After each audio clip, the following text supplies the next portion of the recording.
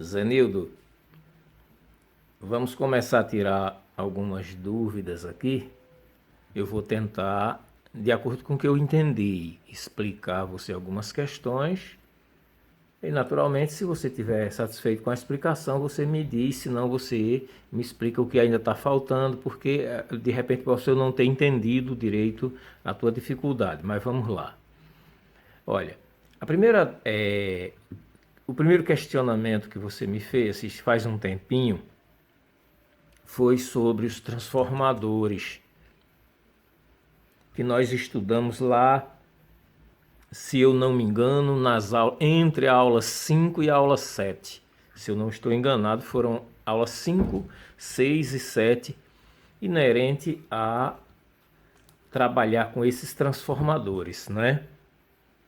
Começamos pelos transformadores toroidais, que são os transformadores bobinados com esse tipo de comportamento aqui, e findamos com os transformadores de carretel, os transformadores chamados EI. Então, a sua dúvida foi, se eu não me engano, como era que era feito a derivação para 110 volts, ou seja, como é que se pode bobinar o primário do transformador e fazer a derivação para 110 volts. Ô Zenildo, deixa eu te explicar o seguinte. Em primeiro lugar, como é que a gente determina qual é a bitola do arame de fio que deve ser usado na bobina do primário para as duas tensões, para 220 volts e 110 volts?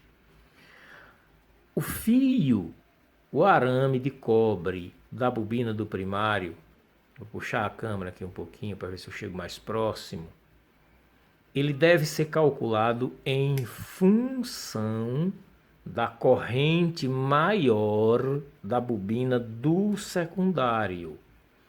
Então, eu vou pegar uma folha de papel aqui e vou fazer um pequeno exemplo para que a gente possa ver rapidinho aqui para você entender. Vou dobrar aqui essa folha de papel, eu vou rabiscar aqui um pequeno exemplo. Vou tentar puxar a câmera, deixa eu ir lá na câmera para ver se eu consigo aproximar um pouco mais. Pronto. Então aqui já dá para a gente ter um norte, para a gente começar a entender um pouquinho. É assim, Senhor. Lá na aula, lá nas aulas, tem todos os cálculos, todas as fórmulas, mas tem questões que realmente são interessantes e a gente precisa discutir. Como, por exemplo, imagine que o transformador ele tem esse procedimento aqui, ó, que você está vendo eu desenhando aqui. Então nós temos aqui quem? A bobina do primário. Pronto.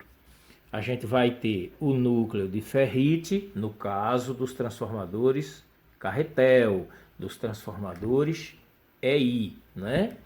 E nós teremos então a bobina do secundário. Porém, essa bobina do secundário para equipamentos de som, elas podem ter esse tipo de configuração aqui. De repente você tem uma tensão aqui. Vamos imaginar que aqui na entrada seja 110, 220 volts, que é o padrão. Mas aqui no secundário a gente vai ter uma linha de tensão, vamos imaginar aqui com 24 volts. Mas supondo que a corrente aqui seja 800 miliamperes. Aí nós iremos precisar de uma outra linha de tensão. Aqui já é uma outra tensão extraída do secundário. Supondo que a tensão aqui agora seja não 24 volts, mas 48 volts, com uma corrente de 1 ampere. Vamos imaginar uma terceira bobina extraída, uma terceira tensão extraída da bobina do secundário. Supondo que essa terceira bobina aqui agora seja assim, 12 volts, 3 amperes. Vou dar mais um exemplo. Vamos imaginar mais uma aqui, que aqui agora fosse 5 volts, 1,5 amperes. Afinal de contas, qual é a referência que eu vou usar aqui, que eu irei usar aqui para poder fazer o bobinado do primário, do transformador? Para poder fazer isso aqui, enrolar esse arame, escolher o arame para enrolar no carretel do transformador. Aqui não será a maior tensão que eu irei usar como referência. Eu tenho aqui tensão de 24 volts, de 48 volts, de 12 volts, de 5 volts. A tensão que eu irei usar como referência aqui é a que tiver maior corrente. A que tem maior corrente é a de 12 volts. Por que isso? Porque as tensões, por exemplo, 24 volts, eu vou extrair da quantidade de espiras, volt por volta, que eu irei dar aqui. 48 volts, eu irei extrair da quantidade de espiras, volt por volta. 12 volts, eu irei extrair da quantidade de espiras, volt por volta. 5 volts, também irei extrair da quantidade de espiras. Porém, a maior corrente aqui, 3 amperes, essa corrente aqui de 1,5 amperes, essa outra corrente aqui de 1 ampere na tensão de 48 volts e essa tensão de 800 miliamperes na tensão de 24 volts, elas serão extraídas da bobina do primário. E não se somam não essas correntes aqui, não. Aqui é a referência à maior corrente. Então, como é que eu faço? Eu vou pegar, como é que eu descubro isso? Primeiro, para encontrar o fio, a bitola do fio.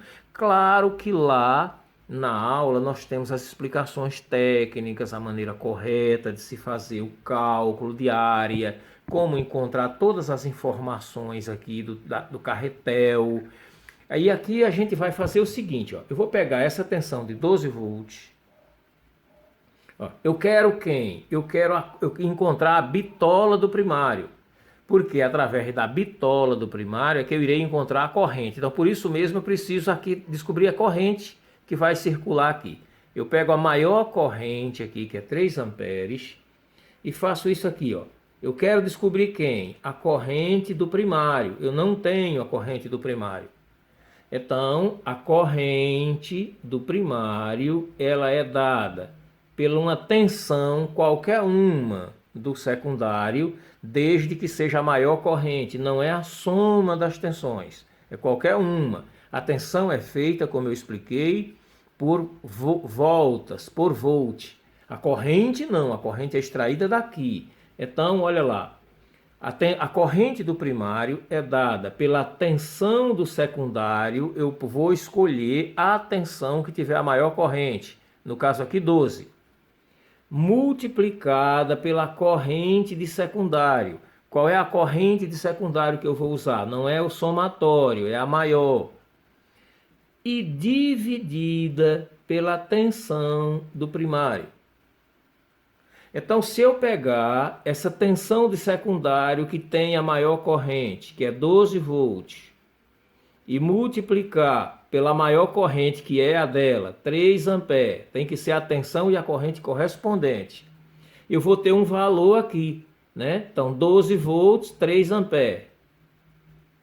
12 volts multiplicado é 12 multiplicado por 3, né?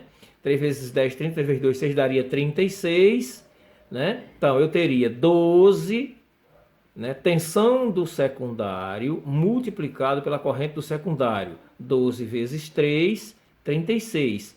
E dividida por 220 volts, que é a maior tensão do primário. Então, nessa hora, eu teria o resultado aqui. Esse resultado é que é a corrente que vai circular no secundário, no primário. Então, é baseado nessa corrente que eu vou na tabela da AWG, irei descobrir qual é a bitola do arame que eu irei adotar para fazer esse bobinado do primário. E aí você vai me perguntar, mas lá atrás, para que aqueles cálculos todos? Se eu poderia obter essa bitola com cálculo tão simples, Se eu poderia pegar aqui a tensão que contém a maior corrente, tensão do secundário multiplicado pela corrente do secundário dividido pela tensão do primário, vai me dar a corrente do primário. Na tabela da WG para fio esmaltado, basta eu seguir a corrente que eu vou descobrir a bitola do fio. Então, por que aqueles cálculos todos? Pelo seguinte, eu vou projetar um transformador para ter 24 volts em uma tensão do secundário. Isso é possível? É, com qualquer transformador. Eu vou projetar um transformador para ter 48 volts na bobina do secundário. Isso é possível? É. Enquanto o transformador for abaixador, eu posso fazer qualquer valor de tensão aqui até 220 volts. Depois eu posso fazer tensão maior que isso aqui, ele seria elevador.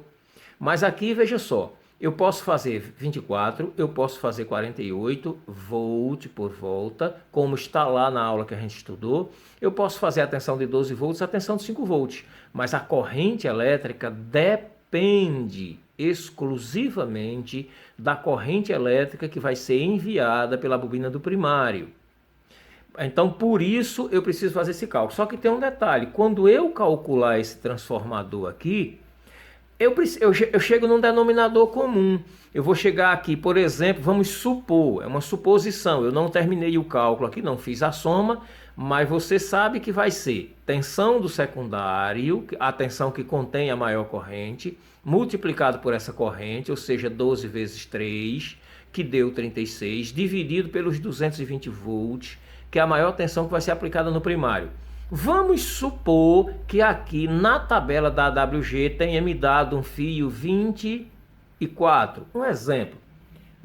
É só um exemplo. Deu um arame 24 na tabela da AWG. Aí sim, aí eu vou recorrer àquelas aulas que nós estudamos lá atrás, da aula 5, aula 6 e aula 7, para efetuar todos aqueles cálculos que nós aprendemos aqui, para ver se eu consigo dar uma quantidade de voltas aqui dentro com o arame que possa me gerar a capacidade de receber uma tensão de 220 volts no primário e liberar essa corrente de 3 amperes, que as outras menores, se libera uma de 3, vai liberar menores. Mas eu preciso dessas informações, que foi aquilo que nós estudamos nas aulas lá atrás, para a gente poder saber se vai realmente. Quero um transformador para 3 amperes de corrente com a tensão de 12 volts, 1,5 ampere de corrente para a tensão de 5, 1 ampere para a tensão de 48, 800 miliamperes para a tensão de 24. A maior corrente que vai trabalhar aqui é 3 amperes. Então pega essa tensão de 12 volts, multiplico por 3, o resultado eu divido pela maior tensão do primário que vai ser aplicada, que é 220 volts, supondo que dê um valor e na tabela do AWG corresponde a um fio 24 AWG. Vou para os cálculos para ver se aquele fio pode ser, vamos imaginar aqui, 620 voltas, 680 voltas, 800 voltas, até 1.600, 3.000 voltas, dependendo do tamanho do carretel. Aí a questão é, vai poder passar aquela quantidade de voltas aqui nos limites do carretel aqui, para que o ferro magnético aqui, o EI, possa entrar aqui e fazer o fechamento, porque o arame não pode ficar passando das medidas do carretel. É por isso que a gente tem que fazer aqueles cálculos nesse tipo de transformador. No transformador toroidal, nós não temos essa preocupação. Por que não? Porque não há limites aqui. Aqui no transformador EI, o ferro magnético fica por fora da bobina. No toroidal, o ferro magnético está por dentro. Então, nesse caso aqui, eu não preciso me preocupar. Ele vai ficar mais cheinho, vai ficar mais gordinho. A questão toda é o seguinte, lá dentro do gabinete vai armazenar, se eu colocar com fio mais grosso, ou seja, traduzindo, eu poderia pegar esse transformador aqui, que é toroidal, supondo que aqui esteja me dando uma tensão de 12 volts com 5 amperes de corrente. Mas eu quero mais, eu quero uma tensão de 12 volts com 8 amperes. Para fazer isso, eu terei que engrossar a bitola do arame aqui dentro. Vou poder fazer isso aqui? Vou, porque não tem limite. Ele só vai ficar mais cheio, mais gordinho. Vai fechar um pouco mais aqui, o orifício ficará menor, terá mais corpo, porque receberá um arame mais grosso para dar a mesma quantidade de voltas. E a questão agora é só saber se isso aqui cabe dentro do equipamento. Eu precisava dar essa elucidação apenas nesse aspecto. Agora, a sua pergunta foi: como é que eu faço a derivação aqui? Olha, isso aqui está isolado, é o primário de um transformador. Para a aula, eu vou ver se eu tiro só esse isolante aqui para começar a mostrar. Vamos ver se eu consigo tirar a aula. Aqui, pronto, chegou no arame de cobre, esmaltado, que está sendo começado a ser feito. Pois bem, e aqui, como é que é feito esse trabalho?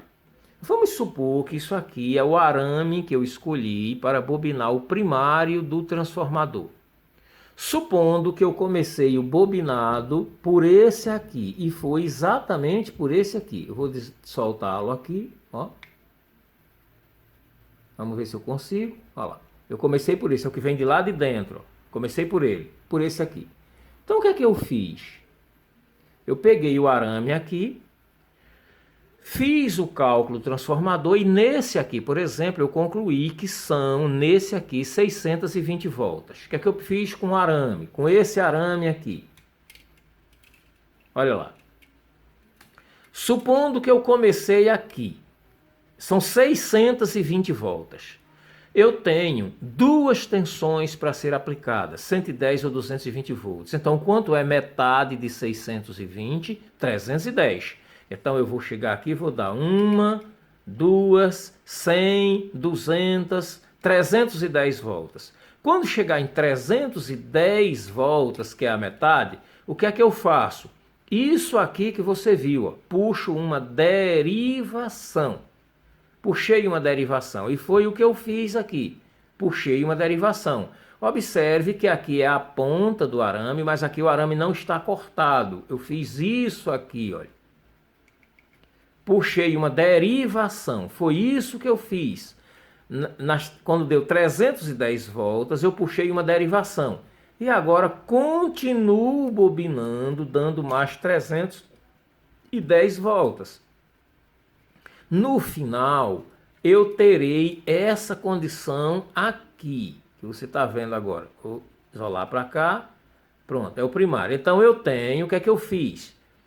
Desse ponto, que eu estou pegando nele aqui, até o meio aqui, eu dei 310 voltas. Puxei uma derivação e desse ponto para cá, eu continuei bobinando e dei mais 310 voltas.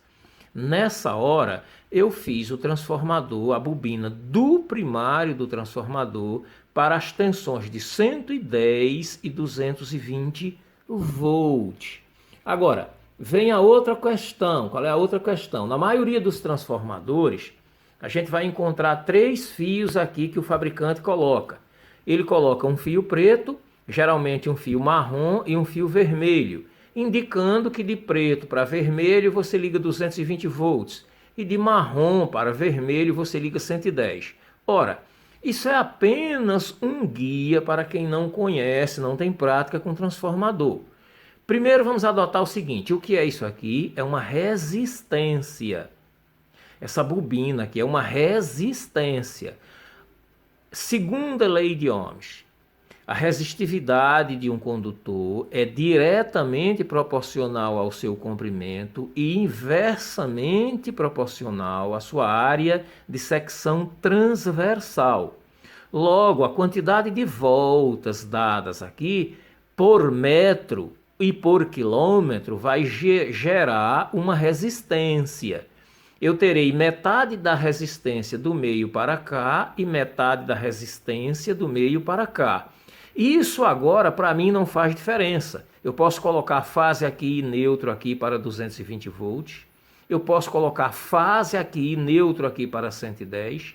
Eu posso colocar neutro aqui e fase aqui para 110 ou fase aqui e neutro aqui para 110. Eu tanto vou poder usar esse lado da bobina para 110, como irei poder usar esse aqui para 110 e a extremidade para 220 volts. Agora, Vamos imaginar que eu pegue um transformador que não tenha informação, que os 3 segmentos aqui estejam com fios, porque você não está vendo o transformador dentro, ele está isolado, mas está saindo 3 fios da mesma cor, todos 3 pretos. Um exemplo. Você vai pegar um instrumento multímetro e vai medir de um ponto para o outro. Vai dar um valor resistivo. Depois você vai soltar uma ponta e vai medir de onde você estava para que sobrou. Vai dar um outro valor. Aqui der valor menor, você aplica 110 volts. Aqui der valor maior, você aplica 220 volts. Isso atende a uma outra lei da física. A maior tensão cairá sobre a maior resistência, caso você não tenha referências para determinar aqui onde aplica 110 e onde aplica 220. Então, só repetindo. Supondo que você não tivesse absolutamente nenhuma informação desse transformador e que ao pegar o transformador encontrasse os 3 fios como está aqui. Você iria pegar um instrumento multímetro e medir em escala de resistência de um ponto para o outro. Pronto, vamos supor que deu 500 ohms, de um ponto para o outro. Aí você soltou uma dessas pontas e passou a ponteira para a ponta que estava sobrando. Na ponta que estava sobrando deu 1000 ohms. Pronto, então significa que daqui para aqui é 220 volts. Maior tensão cairá sobre a maior resistência. E daqui de onde eu estou com o dedo fixo para o ponto onde deu 500 anteriormente, aplica-se 110 volts. É assim que se trabalha com o primário de um transformador. Não sei se era essa a sua dúvida, mas eu estou à sua disposição. Só lhe peço desculpa pela demora para lhe dar essa informação, mas é assim que é feito, tanto para testar quanto para bobinar e também para determinar onde é que se posiciona 110 e 220 volts, caso não se tenha informação por cor ou por algum sinal de como é que se faz isso aqui. Tranquilo? A outra dúvida mais recente foi sobre os transistores, essa que você me fez essa semana, sobre os transistores. Então, vamos ver se eu entendi. A primeira dificuldade foi sobre o sentido da corrente em um transistor bipolar NPN. Por isso mesmo eu vou afastar um pouquinho aqui esse material para que eu possa lhe explicar isso ver se eu consigo explicar para você de uma forma que você possa absorver tranquilamente. Olha, isso aqui que você está vendo é um laboratório. Primeiro deixa eu te explicar isso aqui. Isso aqui é um laboratório chamado protoboard. Para que é que serve esse laboratório? No meu curso de eletrônica, o aluno, quando ele se matricula, ele recebe, quando ele paga a primeira mensalidade, eu envio para ele, onde é que ele esteja, um projeto como esse aqui. Ele receberá um transformador, receberá um laboratóriozinho como esse aqui chamado protoboard. Eu oriento ele a pegar uma madeirinha como essa aqui e fazer tudo isso aqui que você está vendo, para que a gente possa trabalhar, porque eletrônica só se aprende praticando. O aluno também recebe todos os componentes eletrônicos e todos os materiais, jumpers, tudo que é necessário para que ele possa fazer prática, já que não pode haver uma só aula sem prática. Tem que abordar o assunto, fazer a prática e ver as coisas acontecerem. E no nosso caso, a dúvida, pelo que eu pude entender, foi o seguinte. Olha, primeiro eu vou explicar para você o que foi que eu fiz aqui. Eu estou simulando aqui o circuito eletrônico das fontes lineares dos equipamentos de som. Ou seja, aquele controle que tem o transformador principal, o transformador slave, que vai lá para o circuito standby, a retificaçãozinha que tem no circuito, é uma simulação. Isso aqui chama-se fonte linear simples. O circuito está ligado. Nesse momento, o circuito está ligado. Eu vou pegar um instrumento multímetro para que você possa ver isso de perto.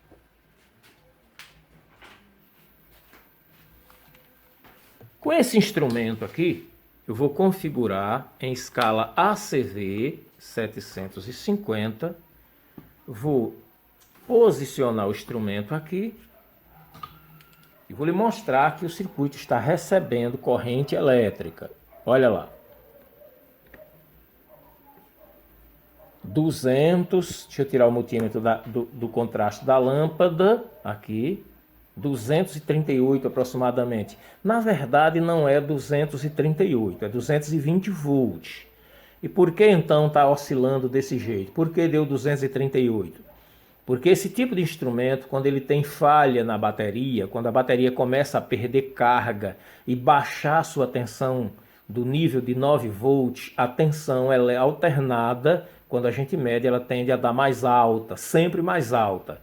É por isso que está acontecendo assim, mas está energizado, tá vendo? Então, o que é que acontece? Esse circuito vai entrar 220 volts aqui, vai sair aqui 12 volts mais 12 volts. Então, esse transformador me dá 24 volts de tensão alternada aproximada no secundário. Vamos ver isso aqui. Eu vou ligar desse lado e desse outro lado. E olhe lá no instrumento, tá me dando 32 porque, já expliquei, a bateria do multímetro está com dificuldade, mas não é, 24 volts. Essa é a bateria que está irregular, está me dando esse valor. Então isso é tensão alternada. Passou pelos diodos, naturalmente, é tensão contínua, e agora nós temos que mudar o instrumento. Eu irei mudar o instrumento para 20. Ok. Então eu estou agora em tensão contínua 20, porque irei medir aqui dentro. Lá ao fundo eu tenho o terminal central, o center tape. Olha lá, fio preto. Vou colocar a ponteira do multímetro aqui, lá no center tape. E vamos ver qual é a tensão que eu tenho dentro da fonte. Eu vou ter... Então isso aqui já é uma regra, né? Eu vou tirar o capacitor aqui, ó. Tirei o capacitor. E quando eu medir aqui na fonte de alimentação, ela vai me dar lá o quê? 10,96, 11 volts aproximadamente. Veja que não tenho... Observe que eu já não tenho aquela oscilação da tensão alternada. Na tensão contínua, o multímetro agora já trabalha de forma diferente. Por que não deu 12 volts aqui? Não deu 12 volts porque os diodos eles consomem para trabalhar. Então, aproximadamente 1,2 volts, aqui é 0,6 em cada um. Por isso a tensão está dando 10,97 e não 12 volts. Quando eu colocar o capacitor eletrolítico, a tensão vai sofrer o acréscimo da constante de 1,41, a tensão de pico. Então, nesse momento, essa tensão deve subir para aproximadamente 17 ou 18 volts. Isso também acontece nos circuitos. Deu 16,30 quando eu coloquei o capacitor. Isso aqui também não vai dar 17 volts porque não tinha 12 lá. Se eu fizer multiplicar aquele valor que deu lá vezes 1,41 vai dar aproximadamente isso aqui. Pois muito bem, temos a tensão contínua pura. Se eu tiro o capacitor, a tensão é pulsante. Se eu coloco o capacitor filtra e a tensão torna-se pura. Coloquei aqui um regulador de voltagem, um 7812. Para que isso? Para você entender bem a questão do transistor. Então vamos lá. Cheguei aqui, quando eu venho na entrada do regulador de tensão, olha, aqui na entrada da tensão eu vou ter quanto? 16,2 volts. Quando eu chego na entrada do CI, também tem que me dar esse valor, 16,2 volts. Mas como o CI é um 7812, na saída do CI eu não posso ter mais que 12 volts. Eu tenho 11,97 volts. É a tensão que está me saindo aqui. Então, nesse momento, nesse projeto, eu tenho tensão retificada, filtrada e estabilizada. Assim como nos equipamentos de som. Quando a gente vai testar os equipamentos de som, faz esse mesmo processo que eu estou fazendo aqui. Aí, essa tensão, veja o que vai acontecer agora. Eu vou tentar puxar a câmera um pouco mais, para tentar sair do multímetro, mas para tentar mostrar aqui. Vamos lá. Eu tenho aqui um transistor NPN-BC548. Infelizmente, não dá para mostrar a referência do transistor, mas é um NPN548. E lá ao fundo um LED aceso. O que é que está acontecendo? Eu apliquei uma tensão, a tensão que está saindo do CI, por esse lado aqui. Vou tirar esse jumper aqui, vai apagar o LED lá. Tirei, apagou o LED. Vamos entender. Vou voltar um pouquinho aqui para a gente entender. Pego o multímetro, aqui, olha lá. Então, cheguei aqui, ó. Tem uma tensão de 12 volts chegando aqui no transistor. Esse transistor, a configuração dele é assim, ó. O transistor NPN BC547-548, o terminal do meio aqui é a base. O terminal da esquerda é o coletor e o terminal da direita é o emissor. Deixa eu ver se aproximo mais.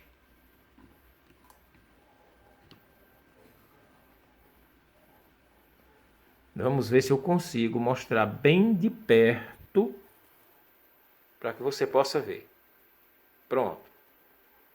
Então nós temos aqui, ó, o chanfro do transistor, está cortadinho aqui o chanfro. Então o CI 7812 desse pino para cá, para essa linha, mandou uma tensão de 12 volts estabilizada. Essa tensão chegou aqui. Daqui eu joguei a tensão no coletor do transistor NPN.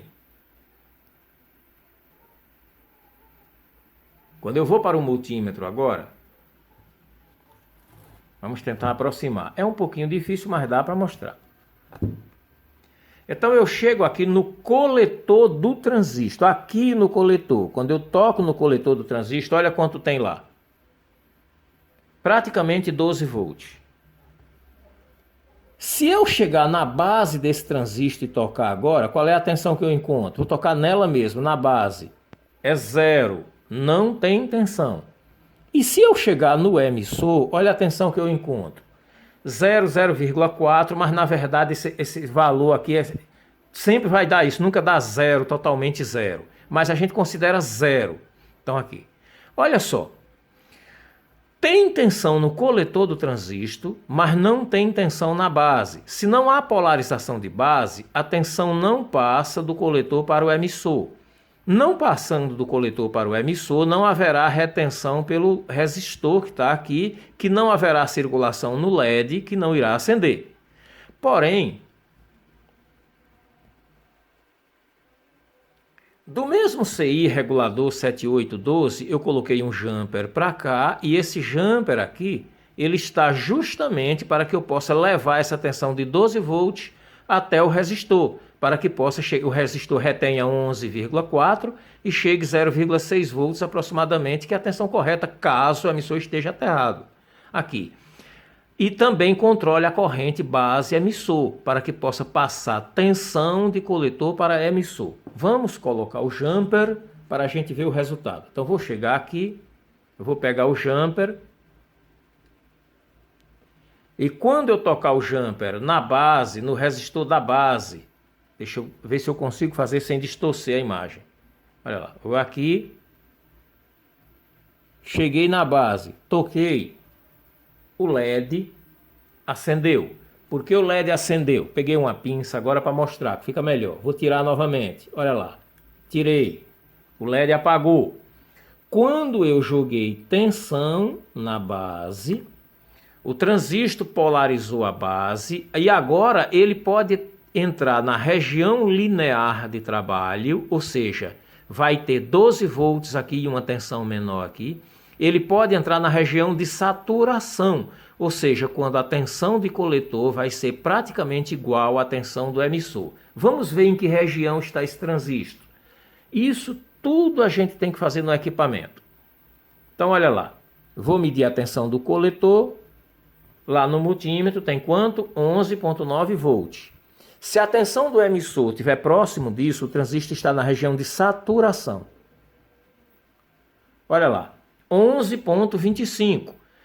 Se a tensão aqui, por exemplo, fosse 12 volts, e a tensão aqui fosse 5, 6, 7, 8, o transistor estaria na região linear de trabalho. Como a tensão de coletor é 11,5 volts e a tensão do emissor é quase a mesma coisa, o transistor está na região de saturação. Sabe o que é que acontece? Veja o que é que acontece. Se eu pegar esse transistor agora, NPN, e inverter ele, colocar o emissor no lugar do coletor e o coletor no lugar do emissor, o circuito funcionará do mesmo jeito, não queima nada, não esquenta o transistor e não acontecerá falha nenhuma. Veja, vou girar o transistor, ó, tirei, vou rodar, ó, e vou ligar o contrário.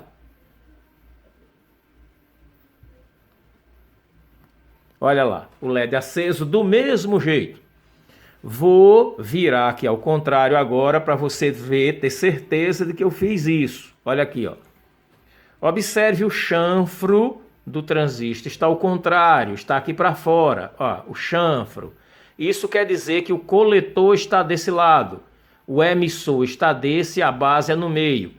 A tensão de 12 volts está sendo aplicada no emissor e o transistor está conduzindo ao contrário, de emissor para coletor, o LED está funcionando. Se eu cortar a base aqui, o transistor vai funcionar do mesmo jeito, vai apagar o LED, olha lá, apagou o LED. Se eu ligar a base, o LED irá acender novamente. Isso nos livros não se fala nessas coisas. Quando a gente estuda as coisas, fala apenas no sentido convencional da corrente.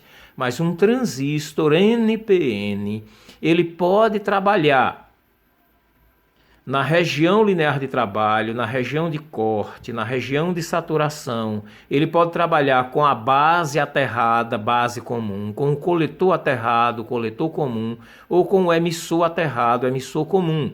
E também conduzirá de emissor para coletor e de coletor para emissor, principalmente se o transistor estiver na região de saturação, ou seja, onde ele se comporta quase como se fosse um fio entre coletor e emissor, tá vendo? Vou inverter agora o transistor, olha lá, veja a posição onde está o chanfro, para cima.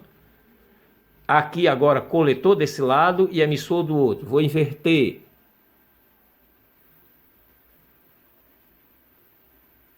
Liguei o transistor de maneira correta agora, o chanfro para baixo. Agora está certo, ou seja, tecnicamente certo. A tensão maior aplicada no coletor, polarização de base, a tensão passando de coletor para emissor para acender o circuito. Da mesma forma, se eu levantar a base, apaga o circuito, porque não tem polarização de base. Se eu polarizar a base, circula a corrente de coletor para emissor. Esse tipo de configuração é muito comum nos equipamentos de som. Usa-se muito essa questão. A outra dúvida foi sobre a tensão negativa.